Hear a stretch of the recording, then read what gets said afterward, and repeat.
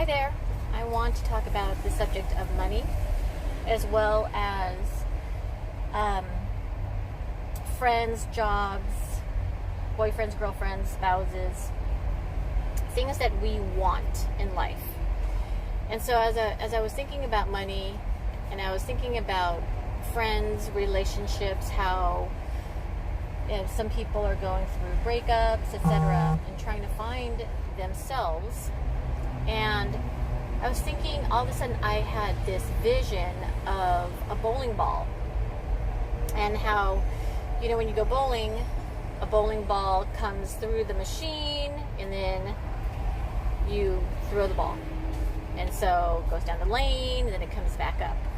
And so I was also thinking of skee ball. Skee ball is this game where there's, like 10 balls, and then you just continue to throw the balls up through a series of circles to try to get a high score to get a prize. So I was thinking of money as like a bowling ball, relationships that we want as like the skee ball. And so in life, when we go bowling, when we play these games, we don't hold on to them and think like, oh no, I'm just going to walk away. I'm going to be at a bowling alley. I'm going to throw the ball. It's going to come back through that machine. I'm going to hold on to the ball, and then I'm going to walk away and go. I don't think there's another bowling ball out there, or I don't think that this is coming back. But more sense, like I want to say the skee ball analogy of like there's so many balls that you're throwing, and then you're not literally playing a game, and you're not going to hold on to that ball and walk away. I feel like money, relationships, things that we want, sometimes when you hold on to things too tightly, that thing itself starts to feel like your grip. If we think of like money as like, let's say, a girl, and we are holding on to this girl, this girlfriend, let's say, just so tightly because we feel like, oh no, I don't want her to go away. She's going to leave, or I don't want her to ever leave. But as she's feeling sort of like the energy of us holding on to her, then she might even start to feel like, oh, this is uncomfortable. And I'm sure people out there have been in a situation where like someone has been trying to hold on to them, to like, don't leave, and you felt like, oh, your grip is too tight, like it's almost like uncomfortable. Now you're feeling like, oh my God, suffocation or something, and you just want to just like get out of their kind of like grasp or grip. And so if we're thinking of us holding on to relationships or holding on to money because we're flowing all of a sudden sort of like this scarcity vibration of like, oh, it's going to leave us, we don't want it to leave us, then that entity, money, relationships, jobs, it's just going to go away, because that will feel, everything is energy. So that will feel the energy from us of like almost desperation, and therefore it will just kind of like slink out of our grasp.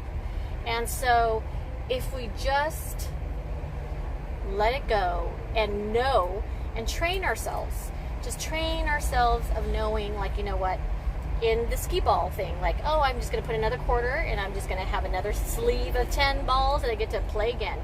If we just look at life as that, of like, there's going to be like, oh, I wanted that car, but now someone bought the car, or oh, I wanted to buy those shoes on whatever, on auction, and now someone took it away, or whatever, just things of that nature. We have to have this mindset of there is going to be another one.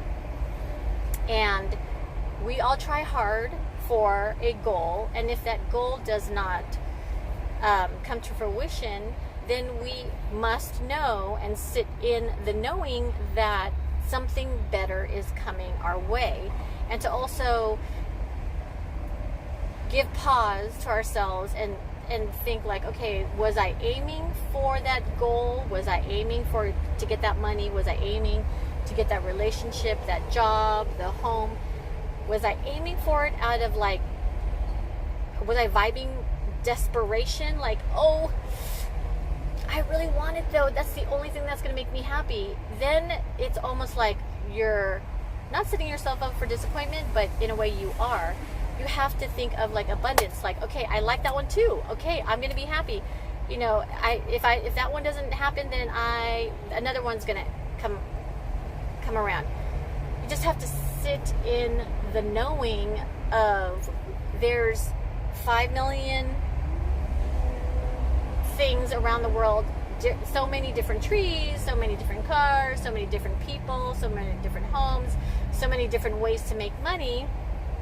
And if we think of the abundance, if we think of literally like there's so many leaves on these plants, like if we just think of opportunities like that, then we wouldn't think like, oh, that one thing is going to make me happy. The one apartment in that one location in that one city is going to make me happy. Like we're putting our happiness outside of us. The happiness has to start within us.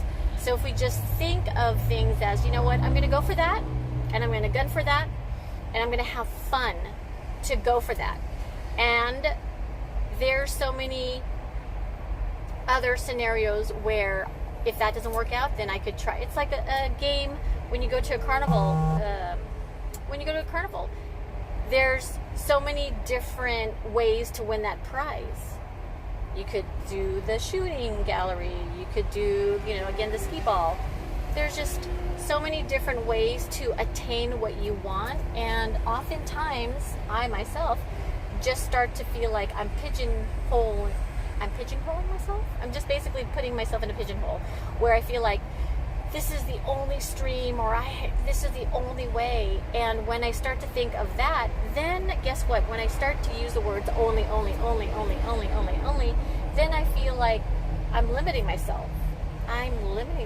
That there's only one way. I only want that. And that's the only thing. It's sort of like, do you want to only eat spaghetti all the time? Do you only want to live at the Ritz? Like literally, okay, I know everybody out there would be like, wow, yeah, hell yeah, I'd love to live at the Ritz.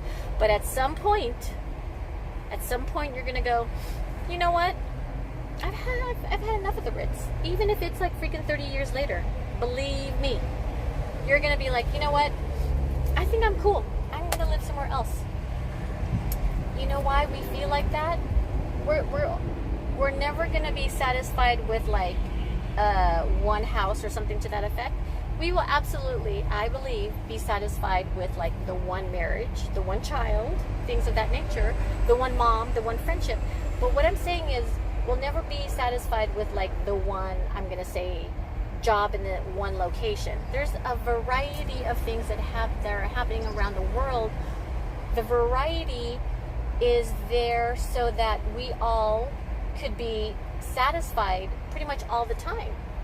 Like so many different shades of cars, so many different outfits, so many different opportunities. And so what I'm getting at is that if we hold on too tightly on things, that thing, that person, that entity is going to feel it's going to resist. It's almost going to feel, not resist, but the tension.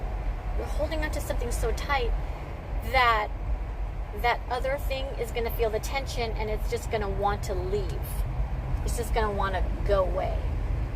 And so if I hold on to money so tightly, or if I hold on to like whatever job opportunities so tightly, I feel like there's almost sort of like a desperation in that flow. And that's not what we want to put out there. In order to just continue to manifest the abundance and to, go with the cycle of so many things, so many different things for so many different people, we just have to know that everything is in circulation. Our bodies are in circulation, our blood is in circulation, money is in circulation. So as we spend it, we know that we could earn it. And so that's just how it goes. And so in relationships, friendships, for example, we just know, not to say that we're taking granted people, but what I'm saying is there's always going to be another good friend out there. There's always going to be another job out there. There's always going to be another car out there to help you continue to sift and sort and figure out how else do you want to manifest. It's all about creating. It's all about imagining. Okay. Thank you.